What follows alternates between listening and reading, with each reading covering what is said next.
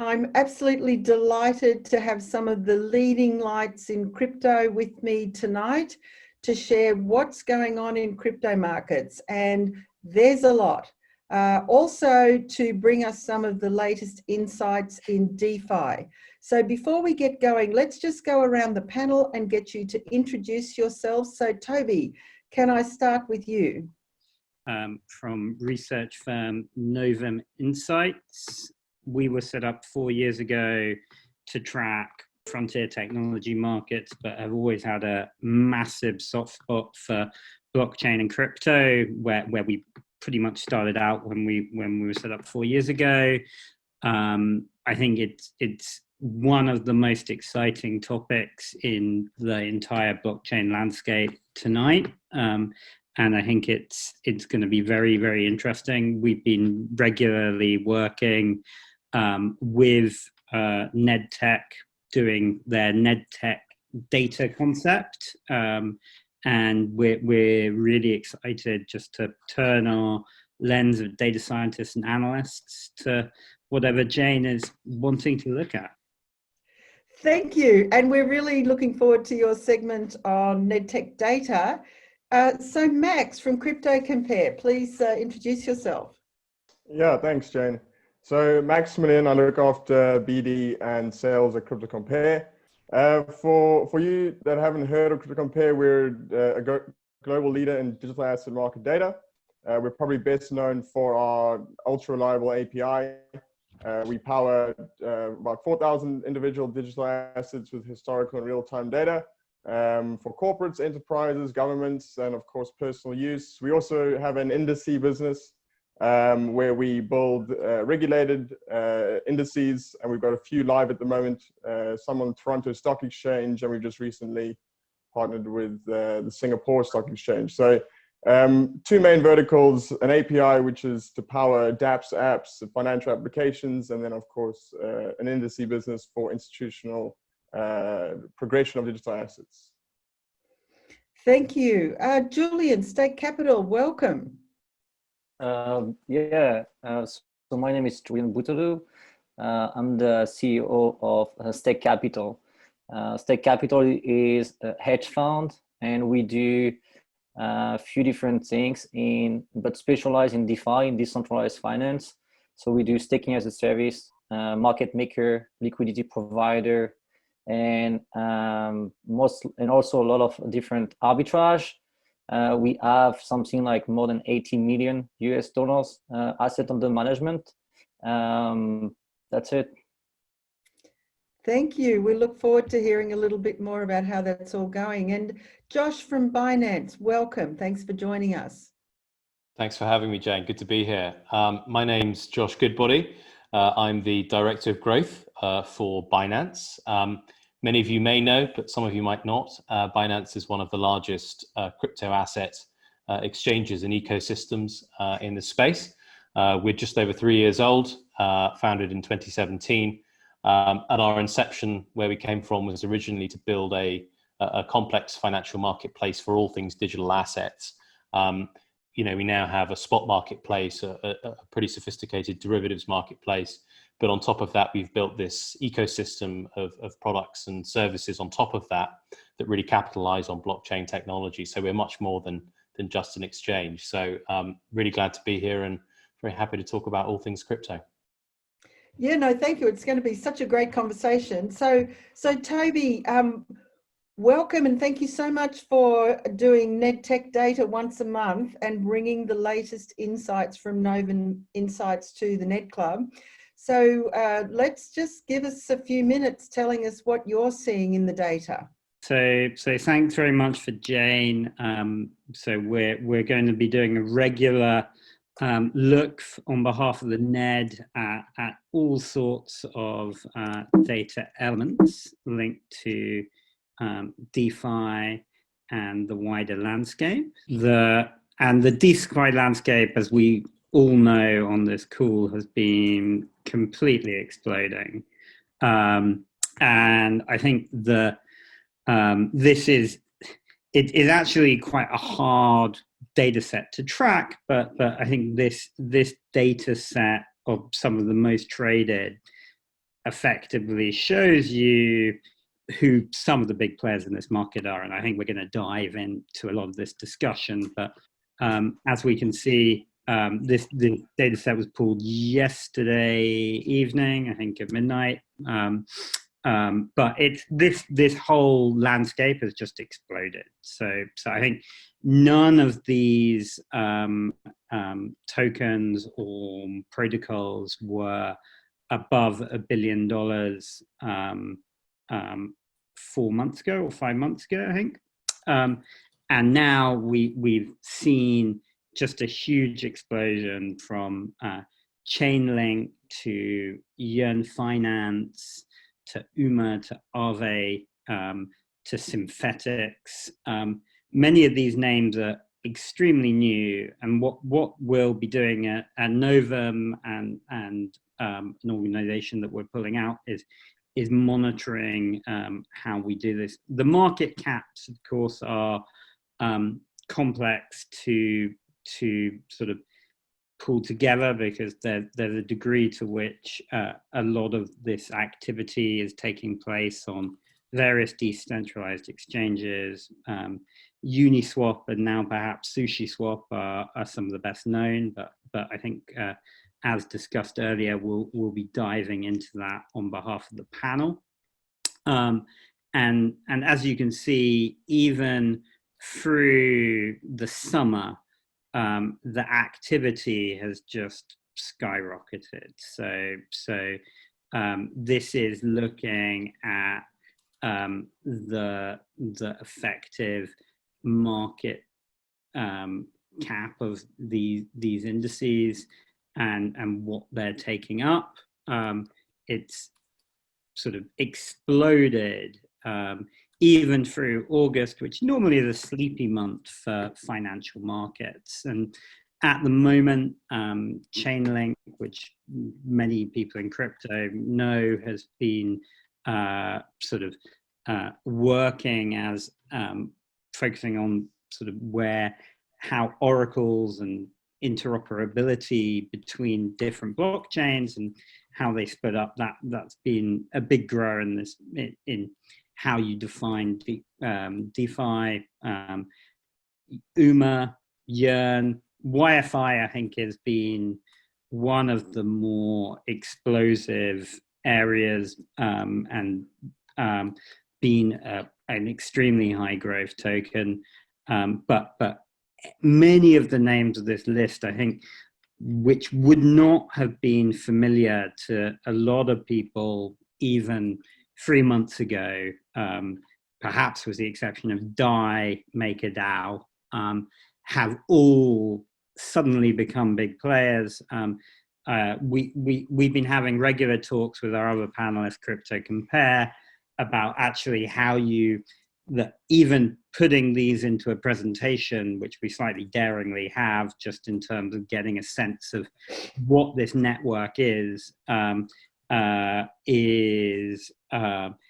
there is a risk because a lot of these projects are fly-by-night wonders. And I think people exposed to crypto markets are familiar with this, but the DeFi space, I think, has a lot of people remembering the good and the bad of the ICO days of 2017 and 2018. I'm sure we're going to delve further into that. But our basic read on this is the space is exploding. We're going to be working with top best of breed people in the market like Crypto Compare, like Jane and the Ned and all these other great people, and sit there going, how do we begin to dissect both DeFi and wider crypto, what's going on in the different protocols? And my own view is that the DeFi boom has been driven by great innovation of the decentralized exchanges, and then what we're going to see is huge innovation in all the crypto protocols beyond that, and people responding to just the activity this has generated. The returns have just been crazy. I'm sure we're going to hear from Julien about the famous sushi, which is actually at some points was generating the most volume of all exchanges, even though it's a relative baby, even by crypto terms, so a month or so old, and is at one point was the decentralized token that was taking over the most activity.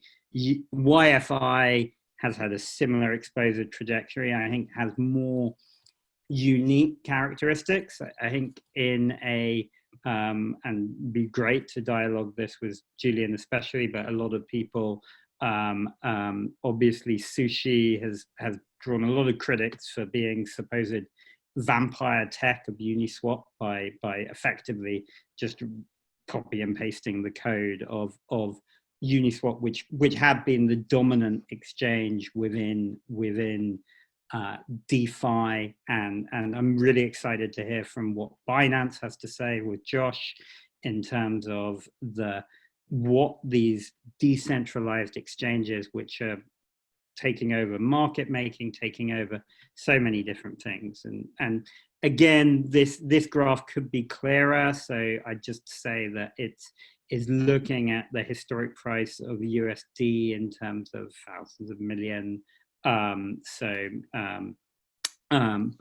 YFI, one of the slightly sad attractions of YFI, I think it's got a huge potential, but a problem is a lot of the media has picked up on how its price is geared to $36,420 at the moment, well above Bitcoin, and media has picked up on that. But it is a protocol with very interesting characteristics. Other good performers included REN, SBTC, which is synthetics. This is a fork of YFI, so YFI 2, and then there's all sorts of different performers. But hopefully that's a good basic overview of some of the biggest performers in DeFi space. I think what's exciting about the DeFi space is almost, we called the token market of 2017, 2018, almost sort of crowdfunding on steroids. I think in this is kind of DeFi, one of the most exciting things about it is actually it's kind of like the Hyde Park corner, speaker's corner of cryptocurrency. Anyone with pretty much $500 can go live on Uniswap and on other decentralized exchanges like Balancer and elsewhere. You can pretty much spin up an idea with such a minimal amount of money. It's crazy. And some of those ideas really take off virally. So super excited about this discussion. Thanks, Jane, the Ned, and Helen for putting it together. Oh, thanks, Toby, and really appreciate you putting those graphs together, because we're at a moment in history, and it's going to be another year for blockchain that someone's going to give a name to. At the moment, it's the year of DeFi, but it's not even over yet. So, Max from Crypto Compare, tell us, I've seen that you've been reporting massive trading volumes. What trends are you seeing and why?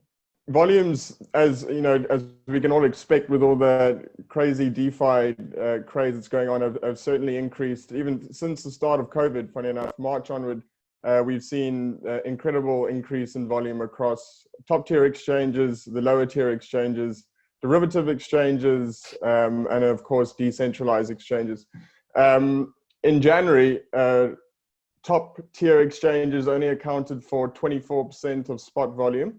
So what we consider top tier exchange is an exchange that's primarily regulated, got good market data, got custody, market surveillance, and alike, lots of different things. But what we've seen now is how the market has matured since January.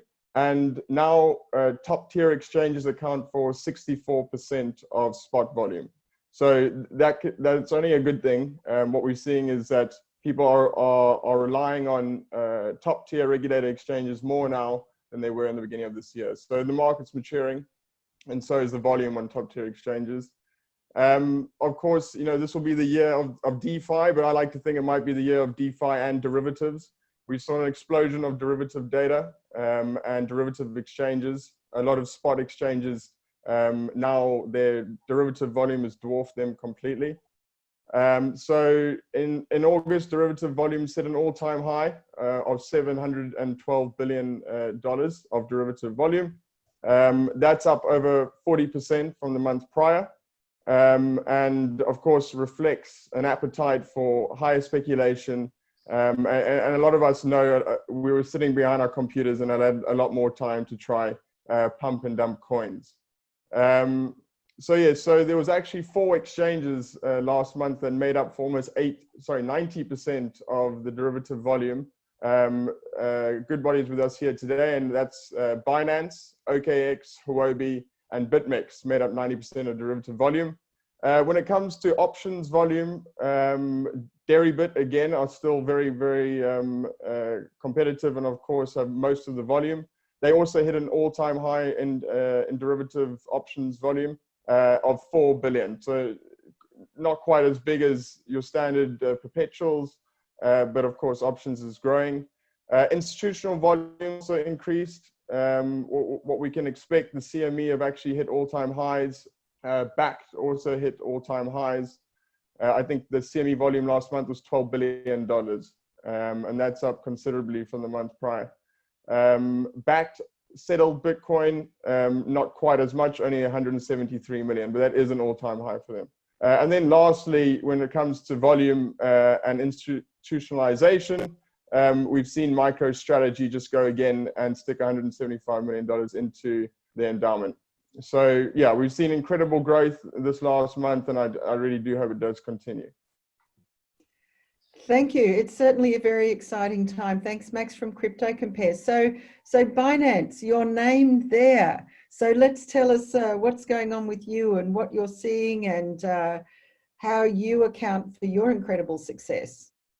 Yeah, sure. No, thank you. We are, as a company, we're just over 3 years old, right? So we were founded in 2017, and many people ask us the question, what's the secret to your success and how did you grow so quickly? I think there's a number of factors within that, but one very fair factor to identify is luck. We launched at a time when there was an ICO boom, and we were fortunate enough to spot that trend early. So really one of our core tenets is product diversification. We've been massive proponents to embrace as many different flavors of crypto assets as you possibly can. So that I think, an element of good fortune when it comes to timing, as well as a true kind of DNA hardwired focus on execution is really where Binance has found its feet and has grown pretty rapidly over the last few years. So we're very much a global company now. 3 years later, we have users in over 180 countries. We've got team members of I think we're across 40 different countries. When I joined in January, we were 800. Now we're 1,400. So we grow very quickly. Despite that growth, we're quite understaffed. We have a lot of things that we're building in parallel. We've got a lot on our plate, and we have a lot to build, and that simply means we need great caliber people, and that's something we're constantly on the lookout for. Now this year, I think we've had a slight change in tact, and we focused on a few things. To be true to ourselves, of course, we focus on product, everything product related, maintaining the product diversification strategy that we have, building really great products and services across various different elements of the blockchain ecosystem. But we also want to take our global company local. So we have been, really from day one, a company that focuses on community. So we have a very strong community following. We've run this thing called the Angel Program for the past 3 years, where we have community advocates all around the world that are kind of the front line for our company. And it's been very clear that going local is one of the keys to success for us. So taking our product local, thinking in a local mindset, building teams where necessary to capitalize on local market growth has been a really core and successful strategy for us this year. And that's really helped us understand trends.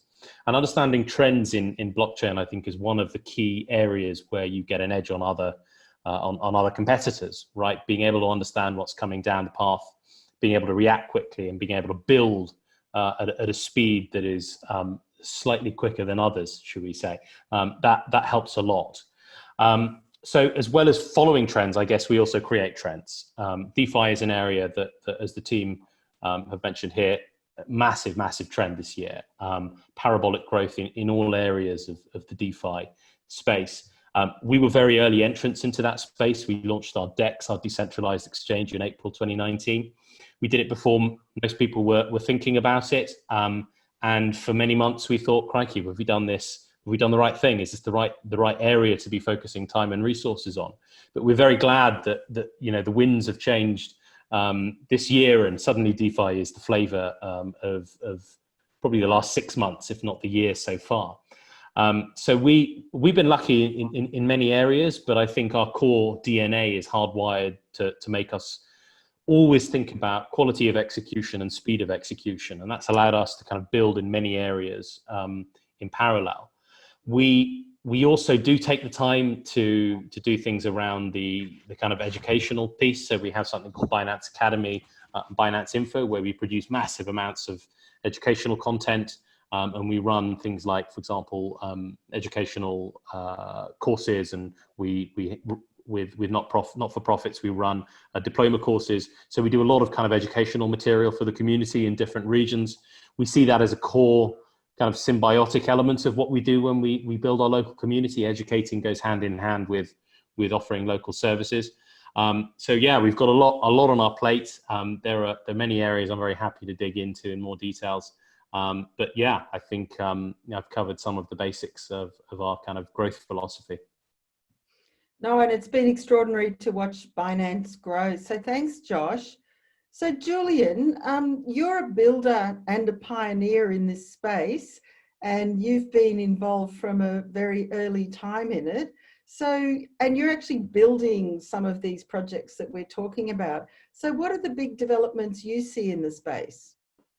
What we've been seeing in a space lately is new incentive mechanisms that are mostly based. I mean, if I'm talking about yield farming, you guys have probably seen yield farming growing very fast and on big volumes. It's because they're actually offering huge APY, so they're actually offering huge returns, and those returns, most of them are based on pure speculation. So basically what they do, they create a token, and then the people providing liquidity in those different pools, they receive the tokens, and then in order to participate in those different pools, you need to buy the token on the market, and you need to basically provide the other side of the pool. So for example, if it's Ethereum and sushi, then if you want to get the highest yield, you will be better buying the sushi on the market and then add Ethereum inside the pool, and you can go up to 3,000 or 5,000 APY per year. And this is actually for early stage liquidity provider. So that's the reason why DeFi has been pumping up, is because of all those different yield farming projects, and they're all driven by the concept of governance token. People call it governance token. Well, honestly speaking, this is speculation token for me, but people like to call it a governance token. What it does, it provides a huge yield. Few different projects that actually start the game are Curved Finance, Balancer, and Uniswap. And all those different projects are based on auto market maker technology. And that's the reason why DeFi has been pumping up, is because now you can, well, the stablecoin market has been growing, and you can basically swap those different assets using Curved Finance, and you can also provide liquidity on Uniswap and then participate in yield farming. Do you think there's an element, I've heard from talking to people around the world that because people are at home and locked down, they're spending a lot more time on the computer, so they've got a lot more time to kind of play with crypto trading and similar things. Is that something that you're seeing? That's probably one part of the reason why people have been pouring liquidity in those and trying to understand the DeFi space, and also trying to understand how to develop those smart contracts, or how to interact with those different smart contracts. But the reason why also a lot of people are jumping in is because the APY. I mean, even if there was no COVID, or people would not spend time at home, I guess people would still be attracted by those 3,000 or 5,000% APY a year. I mean, people don't realize, but it's actually between 1% and 3% per day. So imagine if you have a capital of 10,000 US dollars, or like 100,000 US dollars, and you're driving at 3%. 3% is 10x from interest rate that the bank can offer per year. So per day, people are making 10x what the bank is offering to you in 1 year. So Julien, just one last question before we move on. You know, you're involved in building this technology. What's the most exciting thing that you think will be the next development in terms of the technology?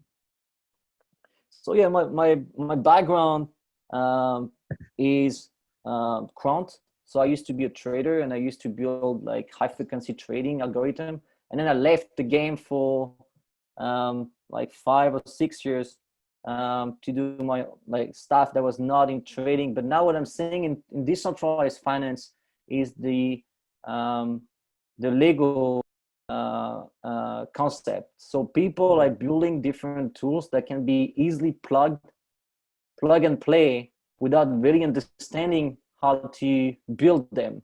And that's really that's really what's powerful in DeFi. You can be a non-dev, but you can actually go to GitHub and then plug and play a system that will do a flash loan. I was the first one to create the flash loan, and then it launched the market of people like building vulnerabilities across different DeFi projects. So I think I don't think yield farming will last for long. I think yield farming is kind of the ICO phase, and people will get wrecked, or they will lose money. But the thing, it's also like it's a trend at the moment, and then we'll see new tech project appearing like very strong. I'm a big fan of centralized exchanges. Like we've got Binance on the panel. I'm also like using a lot of FTX and other exchanges.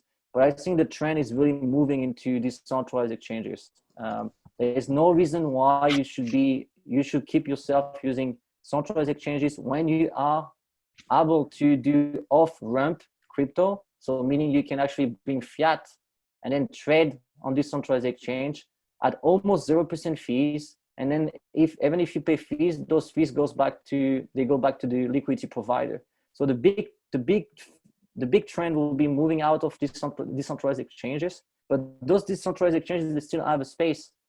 They still have room in the space because they can provide like high frequency trading. They can provide new, as Max mentioned it, the derivative market is huge. So we'll see a big experienced trader from the traditional market jumping into the DeFi space, eating the cake of people that don't have much experience because they were early in DeFi, but they don't have mathematical understanding. We'll see like a lot of competition in the market from like experienced trader.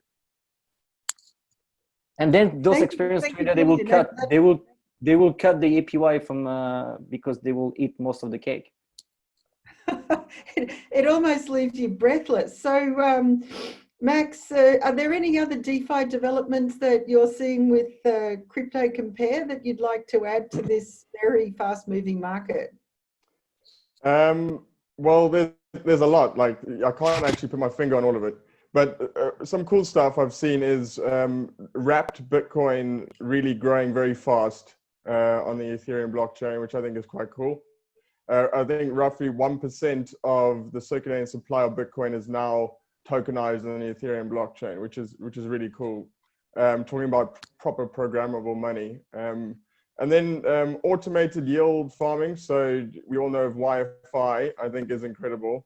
Funny enough, the gent that built it has got the same accent as me. He's from South Africa. So that's quite cool. So I think the automated yield farming is a really cool concept. Also, what's great about YFI is that you actually cannot lose what you initially put in. So unlike some other protocols, so if you put in 100 DAI, you're guaranteed to get your 100 DAI back. That's not entirely true. Well, this is what I've heard on-chain podcasts with him. I think Andre. it was 2 nights ago. Andre saying that's that. not true. You can get liquidity. You vote on Maker, your loan can get liquidated. You can also lose on the split on the slippage. For example, on the Y curve pool, so you can actually lose money. You can lose probably a lot less than you probably would lose with other protocols, I'm assuming. Oh yeah, because Y-earn is super sophisticated, but yeah, you can lose money there. Yeah. Okay. Well, maybe I just took his word for it. I'm sure you probably know a lot more than that, Julien, than I do. But still, like just seeing how sophisticated already these yield protocols have become. Also on the decentralized exchange front, very much looking forward to that, and the first proper derivative decentralized exchange called Serum, built by Sam from FTX, which I'm very much looking forward to seeing that. And then just being released, I think it was 2 days ago, is the DeFi index on Set protocol. Very cool, allowing you to purchase, I think, 10 DeFi assets, and for it to accrue value over time, totally on chain, which is cool. So those are some of the things that I've seen that are pretty cool at the moment. Thanks, Max. And it's always good to have Julien on a debate because he always calls it out. He was calling out scammers in San Francisco once, and we got thrown off the stage by someone who was pitching their ICO. So Julien, good to have you back. Toby, what have you got to add about what you're seeing from the data, what you think the next exciting developments are going to be? You mentioned before, several of us are going back to the 2017 ICO phase when no one knew, what was true, what was magic, what was hype. So yeah, let's hear a little bit more from you. And I think Julien's reading is very good on just the quotation mark warning on YFI, which I think is fantastic in terms of just pointing people towards the highest yield that they can get in a sort of automated fashion. It's an incredible way of thinking about this space, but I think anyone who's ever been exposed to anything in finance will know there are no risk-free returns. I think two other trends that I think are incredibly exciting are the insurance plays. I've become involved in a new project on the insurance play. I think the best known insurance play in the DeFi market is Nexus Mutual, which is getting a lot of attention just because people are thinking sort of, I think, a bit laterally from mainstream finance, thinking about the credit default swap market and then going, well, this DeFi market currently looks highly risky. So the idea of insurance and Nexus Mutual is a mutualized play at that. I think there's people working on token specific plays. I'm working on a really exciting project linked to that. I think that there's a lot of interest coming in terms of, I think, where the next wave of DeFi will be people building on other protocols, because this has been an Ethereum-driven phenomenon. I think I've been talking with a lot of extremely smart developers who are whipping up decentralized exchanges on other protocols. I think that's going to reignite all of crypto. And then I just think it's actually the building blocks and making stuff real. The DAO space, decentralized autonomous organizations, always been a soft spot for, I think, anyone who's like a crypto true believer. The idea of building a new organization that's effectively controlled and voted for by the community. As far as I can see, the DAO space is exploding. We've heard a lot, like the thought leaders, SBF, who's now taken over the sushi project and seems to be doing multiple different things. I think one of the two extremely exciting YFI announcements lately got me very excited, because I'm a huge believer in the DAO space and that area. So YFI, among other different groups, is setting up an organization to foment the usage of DAOs, and they are also, forgetting my train of thought, but doing something else extremely. I think what you're going to see is the building blocks of different elements that can be built on crypto and DeFi, and then you're going to begin to see actual real projects and real use cases coming out, because at the moment I think a lot of us have been talking about like the rabid speculation. I think the exciting part will be very much people being able to do stuff and create new organizations and sort of use this wave of euphoria to actually build the new building blocks of a new sort of digital technology ecosystem. Yeah, thanks, Toby. I think that's really inspiring to think about where we go from, this period of rabid speculation. So Josh, what have you got to, add from Binance's point of view? Because obviously, you guys are really active in the DeFi space. As you said, you're building new products all the time. What's next for you? Yeah, great question. I think stepping back a second, we see the whole industry right at the inception of all things DeFi. We know it's the hot topic. We know there's massive amounts of discourse on Twitter and in various forums. But this is a very niche area of the crypto market. So we're right at the very beginning of this. So total value locked, someone guessed, I think, at $8 billion in DeFi versus, I think it's $340 billion in other crypto assets. So we're right at the beginning of this journey, and Binance is massively committed to all things DeFi. Now, at our inception, we are a centralized finance provider, but very quickly, I mentioned in April 2019, we launched our decentralized exchange. We realized that it makes perfect sense to be pushing the space into and further along into the decentralized trustless environment that blockchain can provide. And for that reason, we've kind of put our money where our mouth is. Now, what I would say is we do recognize that there are products and services that are suitable for some people and not for others. As a crypto ecosystem, we are constantly trying to foster adoption. And that, is a product mission that we're on, to build simpler, quicker and easier things for people to use day to day. And for many, I'd say the vast majority of people who have Bitcoin, the idea of dabbling in DeFi is quite scary, because it is all very techy. It's full of jargon and terminology people don't understand. So we see ourselves continuing to build centralized products for the foreseeable, but nonetheless, we are going to be focusing on DeFi quite significantly. So on the 31st of August, we launched something called the Binance Smart Chain. Binance Smart Chain is our proof of stake authority blockchain. So a bit different to proof of stake.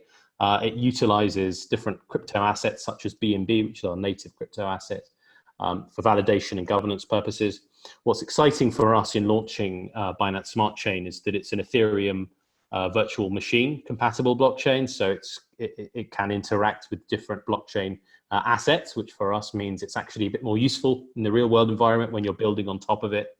And of course, it's a new blockchain which doesn't suffer from the inherent teething problems, should we say, that happen when blockchains scale in terms of transactions and users. The Ethereum blockchain has problems with the cost of gas, i.e. the transaction costs to use that blockchain are at times very punitive. So for us to launch the Binance Smart Chain, we've been able to build something that's fast, frictionless, and extremely cheap to operate. Now, what I would say is, we are very much, in the building mindset right now at Binance to foster the DeFi economy, but at the same time, we want to foster building on top of our own native blockchain.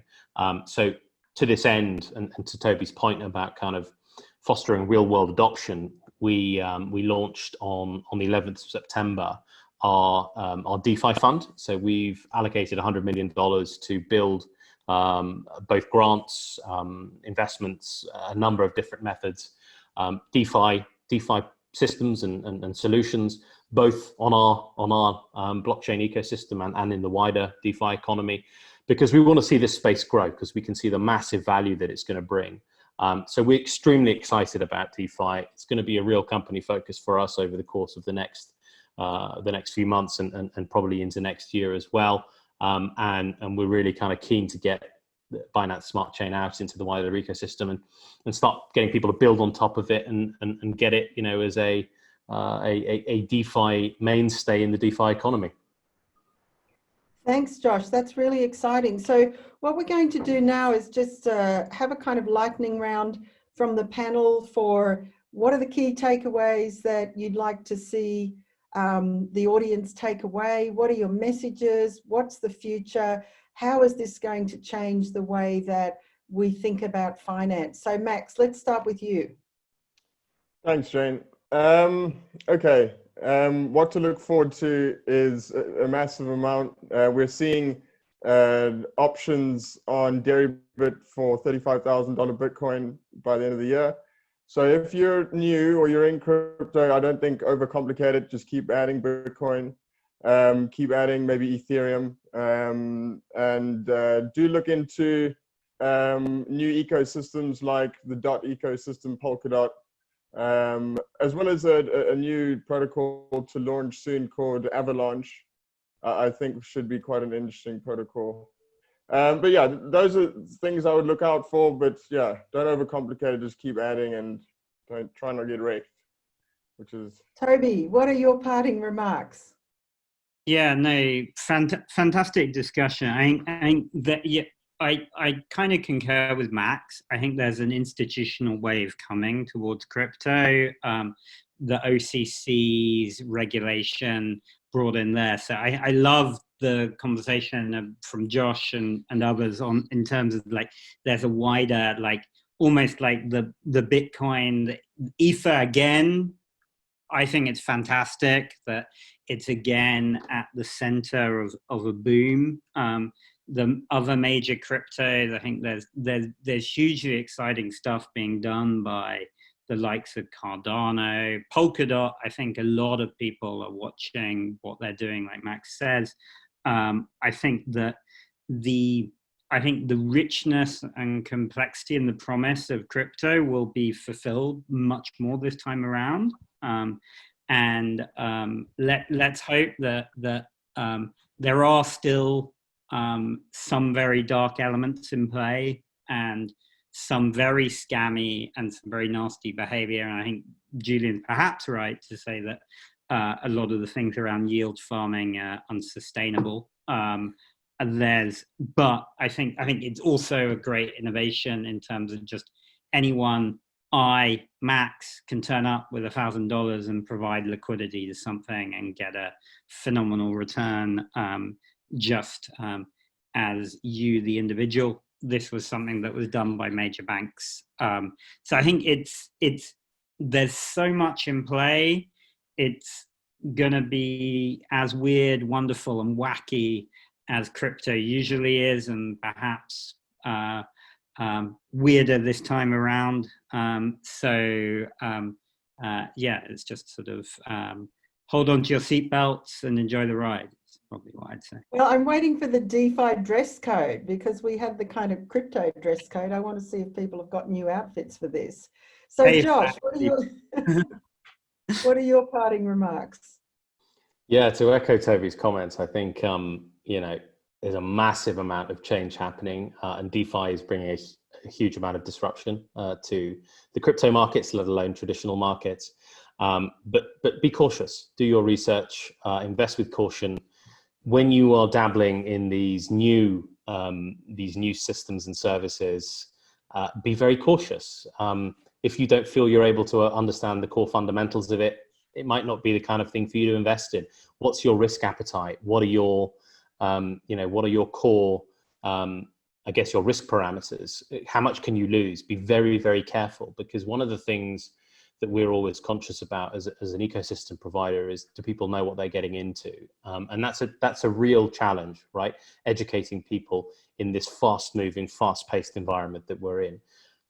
But that bearishness aside, I think there's a massive amount of innovation coming down the kind of pipeline. So I would encourage people to get involved, to do their research, to keep their eyes peeled for various different innovative things coming to market, and then understand what stage of the crypto ecosystem do you want to be involved in? Are you an investor? Are you someone who wants to build on top of it? Are you someone who simply wants to invest in companies that are building things? Do you want to invest in underlying assets, governance tokens? There's a bit of everything available when you lift up the hood and you look in. There's a huge amount available to people. So do your research and always proceed with caution. Thanks, Josh. That's really balanced advice. And so, Julien, the last word is up to you. So what advice have you got for people who are looking at this? Yeah, it depends on your speculation appetite. I think if you don't want to lose money, I mean, I'm not giving any financial advice, but if you basically invest in stable coins, meaning that there's no speculation on the underlying asset. For example, if you invest in USDC, USDT, then you better actually invest in one auto market maker such as Curve.finance, because you will not actually invest in speculation. You will just invest and get the trading fees of the auto market maker. And those different fees, they can be very, very big. I mean, on auto market maker, you can go up to 35% a year. So basically, auto market maker is the business of trading firms and hedge funds that used to be like 20 years ago, 30, I mean, still now actually, but we completely decentralized it. And now we're distributing all the fees to the people that provide liquidity.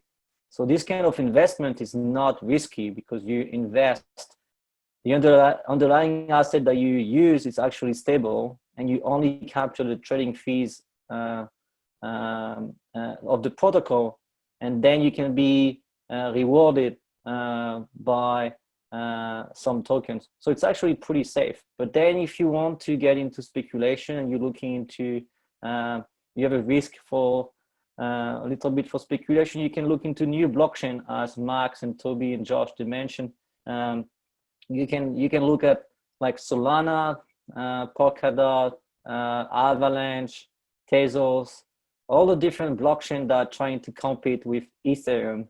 Well, one of them is also Binance. As far as I understand, Binance is kind of a copy of Ethereum, EVM, and they will try to compete very hard with Ethereum. I wish them good luck. I will probably use them, but I'm probably better on Ethereum. Yeah, so it's interesting, and then we'll bring. I mean, actually, what Binance and other blockchain are doing is pretty good for people like me, because it means more volume, more market maker, more fees, and more people getting backed. So it's good. Oh, no, thank you. It's such an exciting time. We've actually had quite a few people haven't been able to get on the link. So I just wanted to confirm with everyone that this is being recorded. We will edit it and it will be posted on the NED YouTube channel. And I'd very much like to thank the NED for hosting this series. We're looking forward to when we can do it in person, and we'll join you all in person for a drink at the NED. I'd like to thank my co-host, Helen Disney, who's working with me on these series, and Rubina from the NED, who's putting it all together. And honestly, I don't think that you could get a better, more up-to-date panel on this topic. So I sincerely want to thank all of you for giving your time, because this is cutting edge. These developments are happening literally as we speak, and it's moving so fast. And Toby, thanks so much for your data insights and sharing those graphs with us, even though you were a bit nervous about doing it. It's just amazing to be able to see what's happening and how fast. Thank you very much, everyone. NEDTech, it's been great. And Toby, NEDTech Data, every month we're going to be very excited to hear from you. So thank you so much, everyone.